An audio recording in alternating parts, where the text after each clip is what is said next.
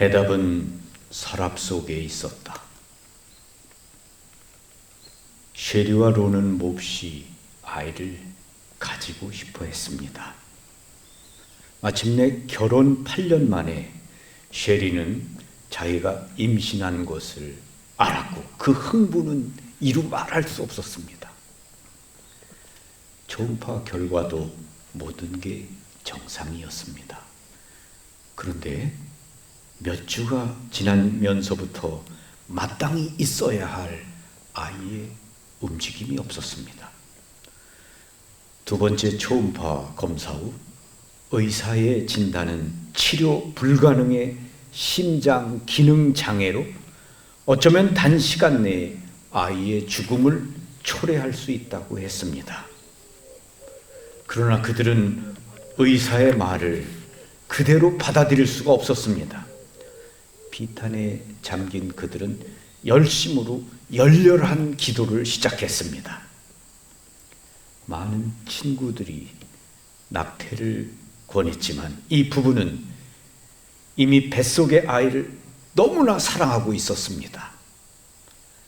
수술만이 유일한 가능성이었지만 성공률은 1%밖에 안 된다고 했습니다.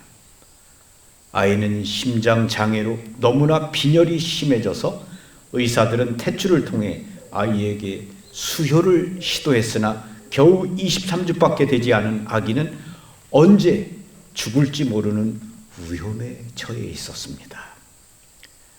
몸이 고통스러운 것은 말할 것도 없었고 정신적으로도 진이 빠지게 하는 수혈을 마치고 쉐리와 론은 파김치가 되어 집으로 돌아오곤 했습니다. 집에 돌아온 쉐리는 그녀 친구 리즈가 메주고리에서 가져다 준 나무 묵주를 받자마자 즉시 서랍 속에 던져두었던 것이 생각났습니다. 기도를 하는 동안 그 묵주를 배에다 대고 있는 것이 좋겠다는 생각이 들었습니다.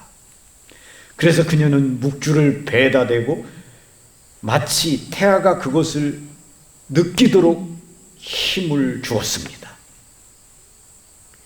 그 다음에 생긴 그때의 상황을 그녀는 잊지 못합니다. 임신한 후 처음으로 아이가 움직인 것입니다. 아이는 마치 묵주를 붙잡으려는 듯 했습니다. 그 다음 며칠 동안 그들이 로사리오 기도를 할 때면 태아가 엄마 뱃속에서 온갖 재주를 넘고 배를 콕콕 쑤셔대면서 자신의 존재를 알렸습니다. 마치 엘리사벳 뱃속의 어린 세례자 요한처럼 뱃속에서 뛰놀았던 것입니다. 쉐리는 새로운 초음파 검사를 요청했습니다. 론은 수술실에 있는 기계 옆에서 기도하고 있었습니다. 담당 의사가 갑자기 흥분하더니 관련 의사 전원을 집합시키고는 화면을 보여주었습니다.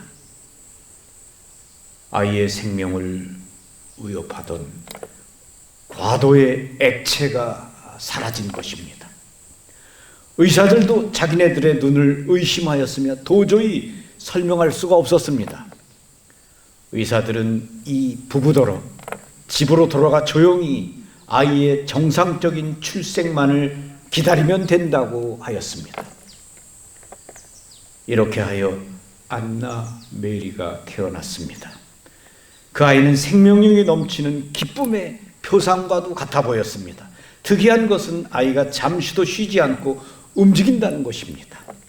게다가 아이는 성모상이 눈에 띄기만 하면 유난히 그쪽으로 끌리는 것이었습니다. 이 놀라운 일을 통해 성모님께서는 어린 아이의 부모를 당신의 진정한 사도로 바꿔놓으셨습니다. 그들을 성모님 계획의 열렬한 지지자가 되게 했습니다. 그들은 열심히 친지와 가족들을 모아서 로사리오 기도회로 초대했고 함께 기도했습니다. 어려운 일이 닥치면 기도를 바치지 않던 사람도 론과 셰리처럼 서랍 속에 던져 넣어 두었던 로사리오를 꺼내 기도를 바칩니다. 잊고 있던 기도를 바치며 잃어버렸던 길, 생명과 평화의 길을 되찾게 됩니다.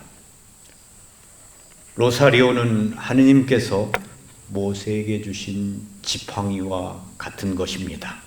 이 지팡이를 가지고 가라, 모세야. 하느님의 종 모세는 지팡이를 들고 홍해를 갈랐고 바위를 쳐서 샘물을 얻어 마셨습니다. 로사리오는 우리 앞을 가로막은 홍해, 길이 보이지 않는 어려움 가운데 우리에게 길을 열어줍니다. 굳고 딱딱한 우리 마음을 주님께 순종하는 부드러운 마음, 성령 안에 사는 영혼이 되게 해줍니다. 인생의 해답은 서랍 안에 잠자고 있는 로사리오, 주머니 안에 잠들어 있는 로사리오, 벽에다 못 박고 걸어놓은 로사리오를 손에 들고 모세처럼 어디를 가나 함께 들고 다니며 기도하는 것입니다. 아멘. 로사리오 기도를 잊지 말고 열심히 바치시기를 바랍니다. 제가 한 이야기가 좋으면 구독을 꾹 눌러주세요. 그리고 좋아요도 꾹 눌러주시고 알림 설정도 꼭 해주시기를 바랍니다. 그래서 저는 많은 사람들이 이 성모 마리아를 사랑했으면 좋겠습니다. 그래서 제가 이 유튜브에 저의 강론을 올리고 있습니다. 여러분이 많이 이웃들에게 전달해 주시기를 바랍니다.